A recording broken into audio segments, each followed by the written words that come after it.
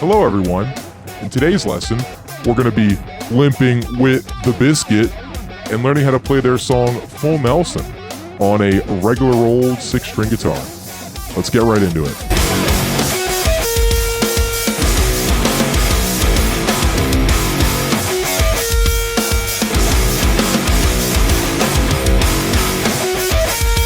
Okay, before we get started, I just wanted to go over a few things. My guitar is currently tuned to drop D standard, so D, A, D, G, B, E, and you'll see the tabs notated this way as well. So through the lesson, I'll be referring to the string notes as if we were in drop D standard, just for the sake of continuity. So Wes Borland plays this song on a 4-string baritone / bass guitar hybrid that I don't have and you don't either too, probably. This is why I made this video in the first place. What's really doing the heavy lifting for my guitar tone is the polycapo effect inside the line 6 helix, which is dropped 8 semitones. So this D note becomes a low F sharp. So you are now in tune with the song. If you don't have a helix or an amp modeler, don't fret. You can achieve a similar tone result with stock Logic Pro plugins that I'll show you later on in the video. One final thing, you'll find that when using a pitch pedal or a plugin that you're going to want your monitor signal to be loud enough so you only hear the affected signal. If you can hear both your unaffected guitar in the room and the pitched down guitar simultaneously, it will sound like you're inside of like the Conjuring movie, and it can be quite unpleasant. Alright, with all that out of the way, let's learn the song. Okay, to begin, we have the intro riff, which sounds a little something like this.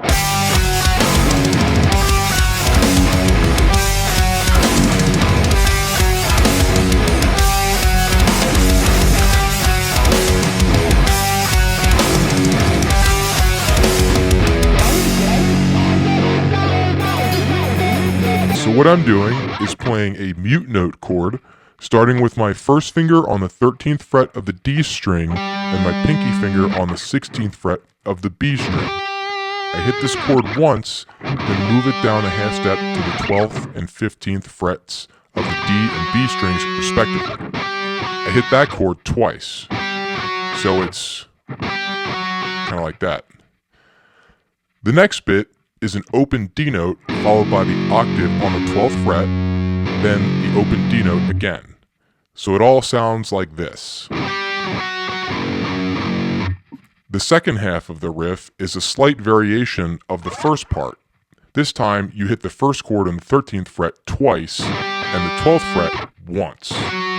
Then you hit the 12th fret D octave note twice, then slide down and hit the 10th fret once. The entire riff repeats 4 times and then it ends on an open D note. This leads us now to the verse, which is a really cool part due to the creative use of effects by Wes Borland. He's using an auto filter, which is then going into a delay set to dotted eighth notes to get that really busy, spacey sound. It sounds like a lot is going on here, but really the delay is doing most of the work. So to play it, you start on the 3rd fret on the B string, and then slide up to the 15th fret, and then quickly hit the 12th fret on the low D, and then go back up to the 16th fret on the B, and then down to the 12 again on the D, and then back up to the 16th, one more time, sliding to the 15th fret of the B, and then hitting the 16th fret on the B one last time as you slide back down to the 3rd fret, and then the riff repeats. And it just runs that through the verse. You'll have to adjust the sensitivity of the auto filter to get it to open up the right amount. Your pick attack and how hard you strike the string will affect the auto filter, so you're just going to have to mess with it a little to get it to sound right. Here are the stock Logic Pro plugins I use to achieve a similar sounding result for both the heavy guitar tones and the verse filter part. Here is the most fun part of the song to play, in my opinion, the chorus riff. To start, you hit the open low D string twice, followed by 2 harmonics on the 5th fret of the middle D, then 1 on the 3rd fret, and then 1 again on the 4th fret. To play a harmonic, you must very lightly, without pushing the string down, touch the string directly above the fret, then remove your finger quickly to allow it to ring freely. Then you play the 3rd fret on the D string once, then up to the 5th fret once, followed by 2 open low D notes. Then go back on the 5th fret on the D, hit that twice, then down to the 3rd fret and hit that twice. Then 1 open D, and then 1 note on the 6th fret to end the riff. The riff cycles around 4 times, then it ends. Something really neat I learned when figuring out this song that is those 3 harmonics that Wes plays make a major triad. In standard tuning, those notes would be a D, A, and F sharp. So like a root, a 5th, and the major 3rd. I just thought that was cool. I never knew that. I'm sure people definitely know that. I didn't, so I thought I'd share. Cool beans. So the whole riff sounds something like this.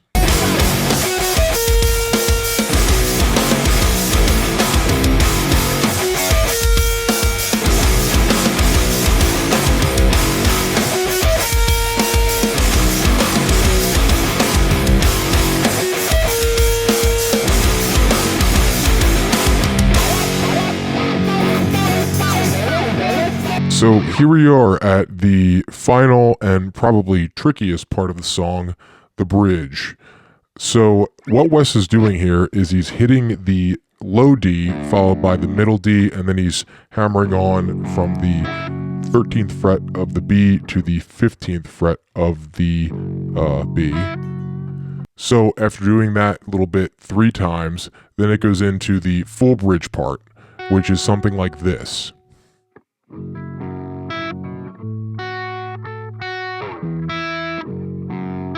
It has the first part of the bridge the same, but then you're going to put your first finger on the 15th fret of the low D, and then you're going to put your middle finger on the 15th fret of the B string. Then you're going to use your pinky to hit the 18th fret of the B real quick, and take it right off and hit the 15th fret of the B again. So that full little thing is like this. Okay, and then the last little bit is you're going to hit the 10th fret of the low D, and then the 13th fret of the B. So altogether, that first part of the bridge is this. Okay, and then the second bit, same first little part, this is the same, but then instead of going to the 10th fret and the 13th, it just goes 10th fret, open D, 10th fret. So that part sounds like this. So all together, it sounds like.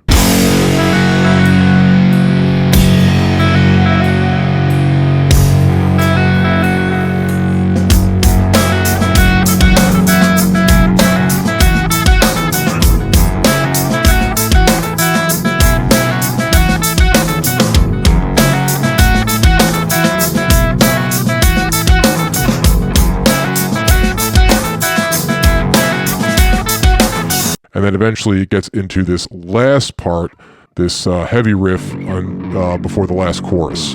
So it goes a little something like this.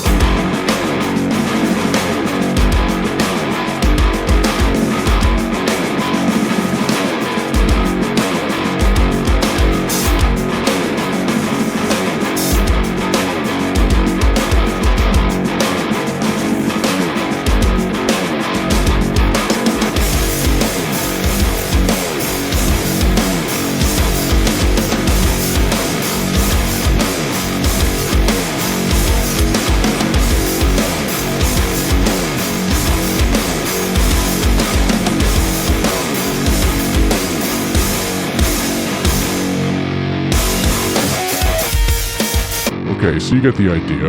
All I'm doing is sliding down from the 12th fret of the low D and hitting the first fret and then open and then first fret. It does that a certain amount of times and then it finally goes back into the last chorus, which is the chorus riff. And then it goes, I think, into the verse riff and then some kind of DJ breakdown. Well, that's pretty much the entire song. Great job if you made it this far. Oh boy. Thanks again for watching. And please, subscribe. Goodbye.